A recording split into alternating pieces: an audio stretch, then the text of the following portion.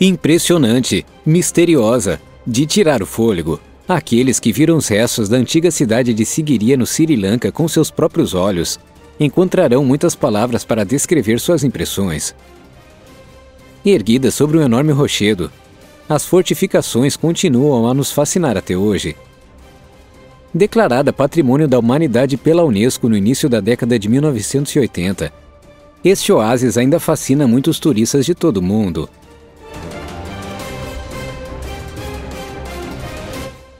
Mas o que já aprendemos sobre a lendária Cidade de Pedra, cuja história remonta a mais de 1500 anos?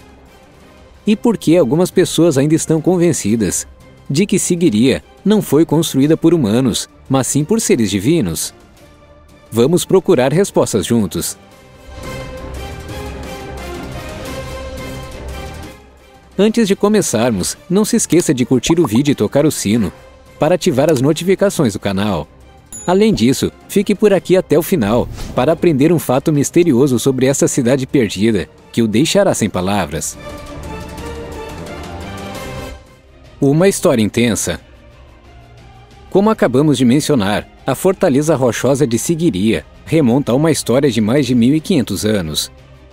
No entanto, descobertas arqueológicas mostram que o assentamento humano na região não começou com a construção da cidade.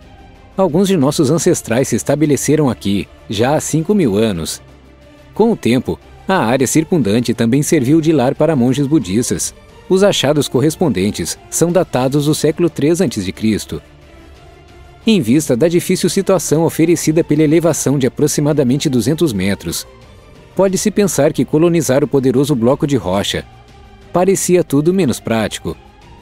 No entanto, fazer isso em alturas tão vertiginosas também tem algumas vantagens fundamentais. É difícil para os inimigos alcançarem e fornece uma visão panorâmica perfeita das áreas circundantes. Na verdade, não foi por acaso que o antigo complexo foi construído neste mesmo local. Vamos dar uma olhada nos eventos sanguinários que precederam a construção da Cidade de Pedra. Em 473 d.C., o rei Datusena estava no poder há 18 anos.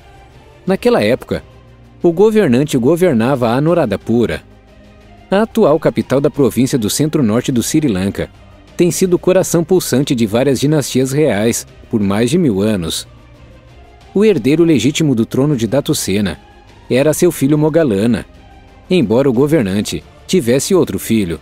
No entanto, como Kassapa foi concebido com uma concubina do rei, ele teve que ficar em segundo plano na linha de sucessão.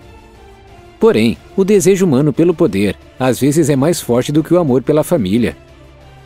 E é por isso que Kassapa matou seu pai e depois subiu ao trono. Porém, o parricida sabia que seu crime não ficaria impune. Temia a vingança do meio-irmão. Foi assim que o novo rei mandou construir uma fortaleza isolada que iludiu o braço de Mogalana, a cidade de Sigiriya. Com a nova capital do império, Kassapa conseguiu permanecer no poder por cerca de 20 anos, antes que seu destino finalmente o alcançasse em 491. Seu meio-irmão, que estava exilado no sul da Índia, reuniu um poderoso exército ao seu redor e envolveu o assassino de seu pai em uma batalha final e decisiva. E de fato, ele conseguiu colocar Kassapa de joelhos. O novo rei então declarou Anuradhapura a capital novamente. No período que se seguiu, mais precisamente até o século XV, a fortaleza voltou a funcionar como um mosteiro budista. O Templo Dourado de Dambulla mostra como era a vida cotidiana dos monges.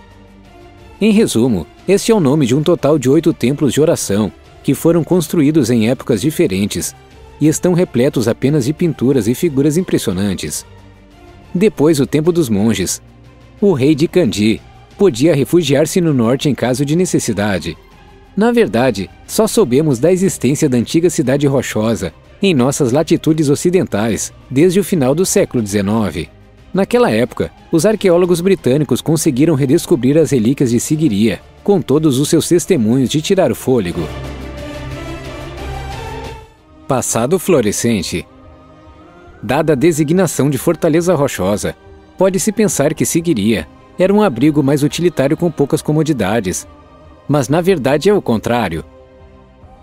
A chamada Cidade do Leão não era de forma alguma um lugar desolado, no qual a vida cotidiana dos moradores era determinada pelo medo de um perigo iminente, mas um próspero refúgio de vida.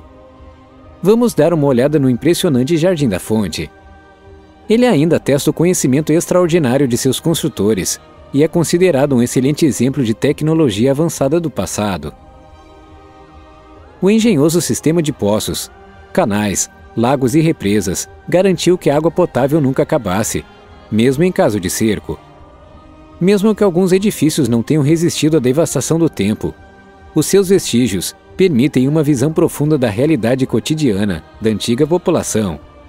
Tão alto nas rochas estavam os magníficos palácios, dos quais nada mais do que as fundações restam hoje. A razão para isso é que os edifícios pomposos não eram feitos de pedra maciça, mas de madeira e desgastados ao longo dos séculos. No entanto, as coisas são bem diferentes com as chamadas donzelas da nuvem. Estes são afrescos detalhados que revestem a subida do monólito. Uma inscrição nos diz que já existiram 500 desses desenhos incríveis. Hoje ainda podemos admirar 22 deles. Em detalhes, muitas mulheres parcialmente sem roupa nos cumprimentam aqui. As belezas de outrora foram trabalhadas com tantos detalhes que quase parecem reais. Um triste incidente de 1967 mostra que as obras de arte de tirar o fôlego não são apreciadas por todos. Naquela época, algumas das donzelas da nuvem foram danificadas por pessoas desconhecidas. Então, nos anos 70, o governo decidiu restaurar algumas das obras de arte e dar-lhes uma espécie de elevador de peito. De acordo com isso, os mamilos de algumas mulheres foram desenhados um pouco mais alto do que originalmente. Além disso, as 22 donzelas da nuvem conseguiram sobreviver ao longo dos séculos, porque foram feitas em um local particularmente protegido. Em detalhe, o nicho rochoso correspondente está localizado de tal forma que não pode ser alcançado pelas fortes chuvas. Quem visita Sigiriya e está brincando com a ideia de capturar as obras de arte centenárias deve ter cuidado. Os turistas são estritamente proibidos de tirar fotos das donzelas da nuvem. Parede espelhada. O que hoje constitui um verdadeiro aborrecimento para os responsáveis pela cidade é de valor inestimável para os arqueólogos. O grafite. É certo que o grafite deixado na parede espelhada de Sigiriya é bem diferente da arte urbana que vemos nos trens ou nas paredes das casas. Em detalhe, estamos lidando aqui com a evidência mais antiga da poesia singalesa. Feita entre os séculos 7 e 11 d.C., a decodificação da parede espelhada desempenhou um papel crucial no estudo da língua singalesa. Em termos de conteúdo, o grafite trata das donzelas das nuvens já apresentadas, o que também nos diz que já foram 500 as belezas pintadas. E o que significa o nome parede espelhada? Centenas de anos atrás, havia um enorme espelho no qual os moradores pudessem se olhar.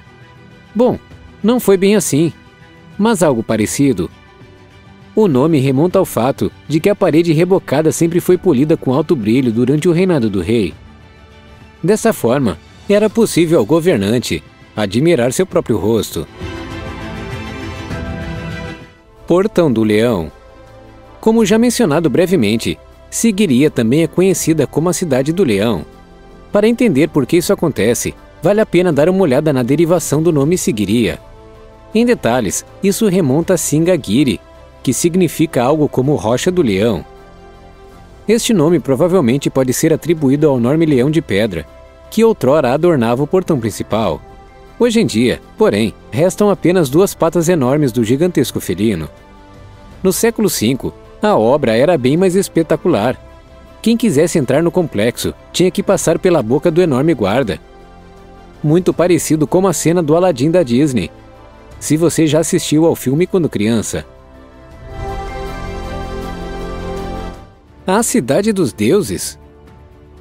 Já falamos sobre os antecedentes à construção da Cidade do Leão. No entanto, a população local tem uma variante completamente diferente a esse respeito. Segundo ela, a fortaleza rochosa não foi construída de forma alguma por pessoas comuns, mas por deuses poderosos. Mas do que se trata esse mito fascinante? É dito que os seres divinos descem à Terra de tempos em tempos.